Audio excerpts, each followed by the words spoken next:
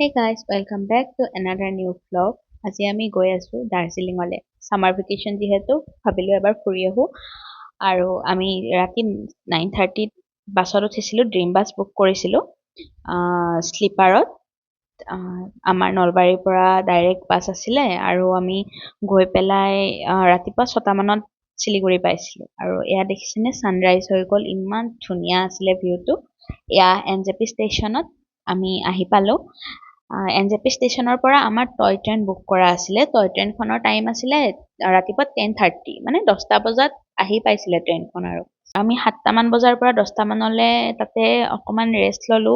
Actually ৰেষ্টৰুম book কৰি লৈছিলোঁ, যিটো গভমেণ্ট ৰেষ্টৰুম হয়, সেইটোত মানে একো পইচা পাতি দিব নালাগে, বাট আমি মানে ফ্ৰেছ হ'ব লগা আছিলে, চ' প্ৰাইভেটটোৱে লৈ ল'লোঁ। AC আছে তাত, ভাল হয়, বহুত ক্লিন হয়।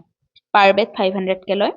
আৰু এয়া আমি টয় ট্ৰেইনত গৈ আছিলোঁ। টয় ট্ৰেইনখনৰ এক্সপিৰিয়েঞ্চটো বহুত ভালে আছিলে, বাট মানে টাইমটো বহুত বেছি লাগে। শিলিগুৰিৰ পৰা এনে দাৰ্জিলিং পাবলৈতো 3 to 4 hours লাগে টেক্সিত গ'লে, কিন্তু আমি টয় ট্ৰেইনত যিহেতু গৈছোঁ, আমাৰ 8 hours লাগি গৈছিলে।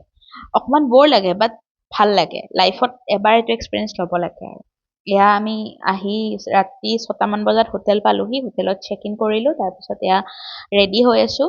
আমাৰ বাইদেৱে চুলি ষ্ট্ৰেট কৰি আছে আৰু মইতো ৰেডি বাৰু। এয়া আমি আহি ওলাই আহিলোঁ ম'ম' খাবলৈ। দাৰ্জিলিঙৰ ম'ম', অ' মাই গড, এতিয়াও খাবলৈ মন গৈছে, মোৰ জিভাৰ পানী পৰি আছে।